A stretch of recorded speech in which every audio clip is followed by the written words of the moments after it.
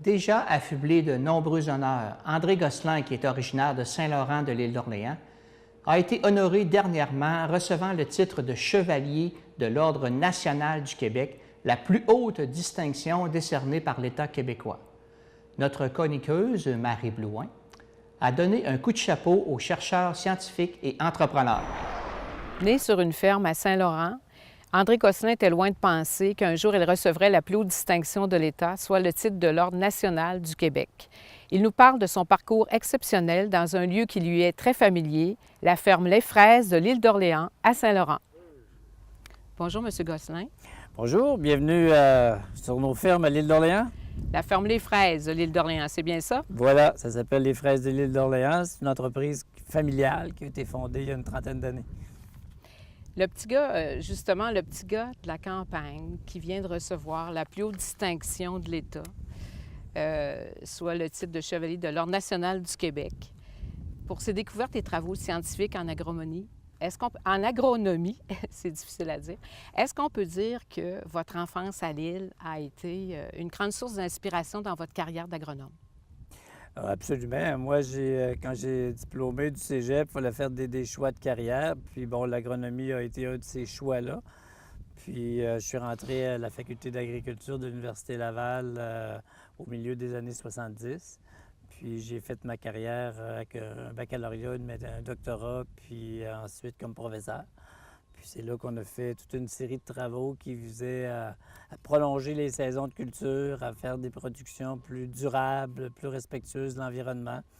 Puis à la fin de ma carrière, on a orienté ça beaucoup des travaux sur la valeur nutritive des fruits et légumes. Qu'est-ce que ça signifie pour vous de recevoir une telle reconnaissance de l'État? Bien, disons que dans ce cas-là, c'est un petit peu surprenant. Dans le passé, j'avais reçu d'autres distinctions, mais celui-là, je n'étais pas au courant. On ne peut pas déposer sa candidature, c'est quelqu'un d'autre qui a déposé ma candidature. Alors effectivement, j'ai été un peu surpris quand le bureau du premier ministre m'a téléphoné pour m'annoncer la bonne nouvelle, disons. Alors on était une trentaine de personnes du Québec là, qui ont reçu le même honneur en même temps. Alors 30 personnes sur 8 millions d'habitants, c'est... faut être chanceux, là. Il y a beaucoup de chance là-dedans. De la chance, du talent, puis de la compétence aussi, j'imagine. Qu'est-ce qui vous a valu ce titre prestigieux-là, selon vous? Bien, c'est sûr que j'ai eu une carrière scientifique qui était assez fructueuse, là, des centaines d'articles scientifiques, j'ai formé une centaine d'étudiants à la maîtrise au doctorat. On a fait des belles découvertes là, qui ont permis de vraiment changer l'agriculture ou l'horticulture au Québec. J'ai démarré quelques entreprises qui ont assez bien fonctionné. Puis j'ai participé à toutes sortes d'activités sociales ou philanthropiques qui complétaient là, mon parcours. Qu'est-ce qui vous passionne le plus dans votre travail? Vous êtes chercheur, professeur, consultant scientifique, vous êtes entrepreneur aussi parce que vous avez fondé ici la ferme Les Fraises de l'île d'Orléans, ou ce sont toutes ces réponses-là? Bien, ce qui m'a motivé le plus en début de carrière, c'était de faire des projets qui auraient des impacts chez nous, surtout pour la création d'emplois. Alors, quand j'ai commencé à l'Université Laval dans les années 80, les taux de chômage, c'était 12, 13, 14 L'économie allait tout croche, c'était difficile. Nos diplômés avaient de la misère à se trouver des emplois.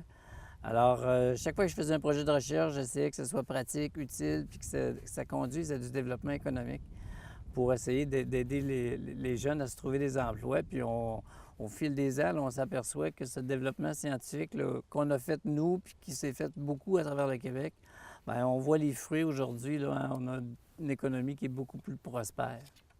On vous doit beaucoup, M. Gosselin. On vous doit d'ailleurs d'avoir des fraises et des framboises et d'autres petits fruits ainsi que des légumes presque à l'année longue sur nos comptoirs de cuisine.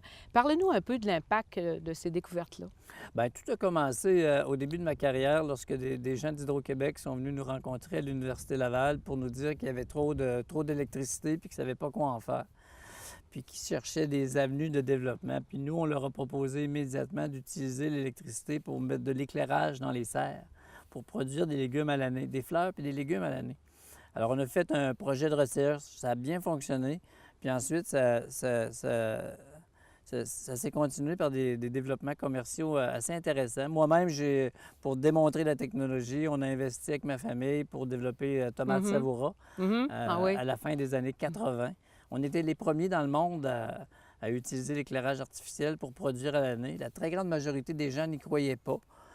Ils disaient que c'était impossible, que ça coûterait trop cher, que les tomates ne seraient pas bonnes, etc., etc., etc. Puis finalement, aujourd'hui, toutes les serres qui se construisent au Québec, beaucoup en Ontario, en Hollande, dans le nord de l'Europe, ils utilisent tout l'éclairage artificiel pour produire 12 mois par année.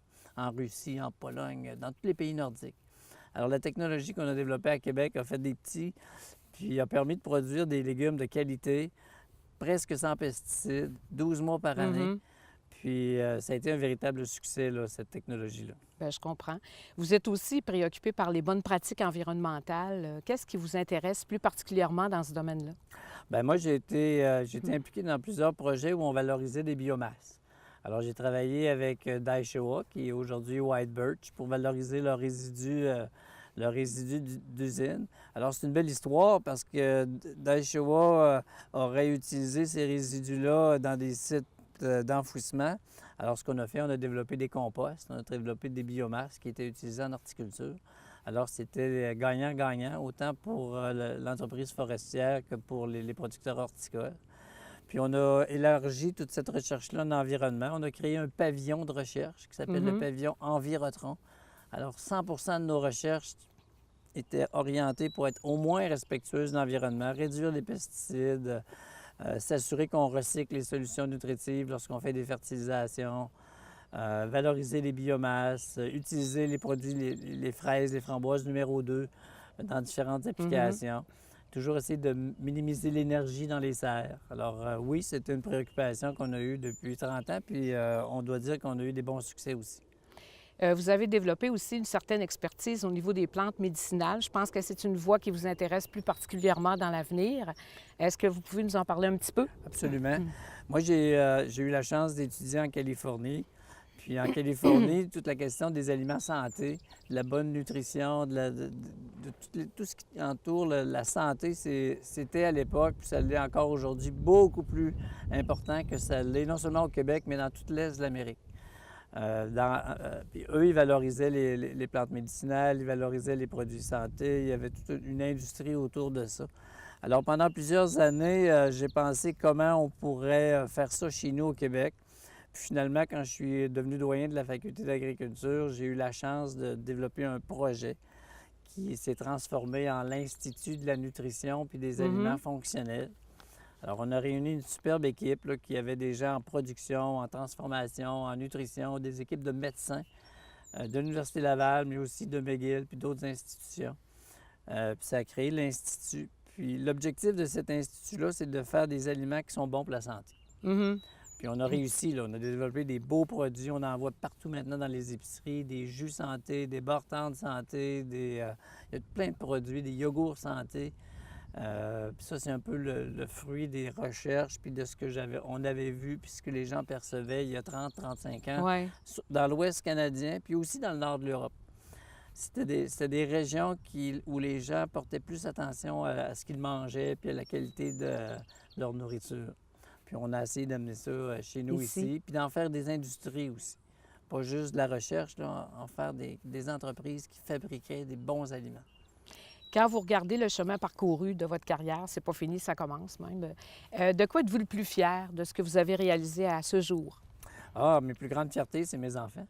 C'est ce que je pensais que vous alliez me répondre. Je suis chanceux, j'ai 3 enfants en santé, intelligents, qui étudient, puis ça va super bien. Moi, je leur ai inculqué toutes suite les notions d'essayer d'apprendre des langues. Ils parlent tous les trois langues. Ils sont habiles dans la communication, en informatique, puis tout ça. Puis bon, oui, je suis fier de mes enfants. Je suis fier aussi des 100 étudiants gradués à maîtrise ProDoc qu'on a dû aider à se développer. Former 100 étudiants gradués, c'est un bon travail. Là. Une trentaine ou une quarantaine au doctorat, faire, je ne sais pas moi, des centaines de publications scientifiques. Alors, ces gens-là sont partout aujourd'hui au Québec, hein, dans les entreprises, les centres de recherche, dans les universités, etc., etc. Alors, ces 100 personnes-là, bien, aujourd'hui, ils en forment d'autres, puis on a eu beaucoup d'impact. Beaucoup d'impact dans notre équipe de recherche. En terminant, je m'adresse maintenant au visionnaire, André Gosselin. Comment voyez-vous l'avenir de l'agriculture au Québec avec toutes les avancées et les découvertes scientifiques? Bien, moi, je pense que les tendances fortes actuelles vont se maintenir, c'est-à-dire des aliments bons pour la santé. Ça, je pense que c'est un Ah, créneau ouais. qui va être de plus en plus important. Des aliments qui sont riches en polyphénol, des produits marins avec des oméga-3, toute une gamme de produits qui non seulement sont bons au goût, sont bons pour la santé, puis aident à prévenir les maladies chroniques. Alors, on a mis beaucoup d'efforts dans ce domaine-là. À l'Institut de la nutrition, ils sont rendus 300-400 chercheurs Ouais. dans tous les domaines de la nutrition. Je pense que ce créneau-là va être de plus en plus important. Puis évidemment, le créneau de l'environnement. Ouais. On a évolué énormément. On utilise de moins en moins de pesticides dans les serres, dans nos cultures. On utilise la lutte biologique. On recycle les solutions nutritives. On utilise des contenants recyclables. Ici, on a installé une petite serre solaire. On récupère l'eau, on recycle l'eau. Alors, tous les éléments qui sont reliés à l'environnement, là, ça va être de plus en plus important, puis les gens vont le considérer de plus en plus. Cette année, on a acheté une firme qui nous a vendu des contenants, des paniers avec des anses recyclables. Ouais. On a mis ça sur le marché avec la collaboration des Diabétiques de Québec. Puis on reçoit des courriels de félicitations parce que tout le contenant est recyclable. Non seulement le panier qui est en carton, Ouais. mais l'anse aussi qui est en carton. Ah, l'anse, là. Ah, Alors d'accord. les gens nous félicitent parce Ben qu'on oui. est éco-responsables. Ouais. Alors ça, c'est une autre tendance là, forte pour l'avenir, là. Est-ce que le problème dans l'avenir, ça va être surtout d'avoir de la main-d'œuvre, suffisamment de main-d'œuvre pour travailler dans les champs puis dans l'agriculture en général? Le côté Absolument. plus là, sombre, là? absolument. Bien, Mhm. je pense qu'il faut être positif, là. Oui. Chez nous, on emploie une centaine de travailleurs étrangers ici à l'île d'Orléans. Je pense que le Canada est un pays qui a de la place, qui doit faire preuve de plus d'ouverture. On doit accueillir plus de gens un peu partout à travers la planète parce qu'on manque de main-d'œuvre. Oui. On a un grand pays, plein de ressources. Puis il y a un problème de démographique qui est très important au Canada, puis qui est encore plus important au Québec. Alors, je pense que le Québec puis le Canada vont ouvrir ses portes. Il va y avoir de plus en plus de gens qui vont venir de l'étranger. Puis, si ça se fait dans une bonne harmonie, je pense que ça va être positif pour tout le monde. Exactement. Bien, je vous remercie beaucoup, M. Gosselin. Ça me fait plaisir. Bienvenue à l'île d'Orléans. Merci.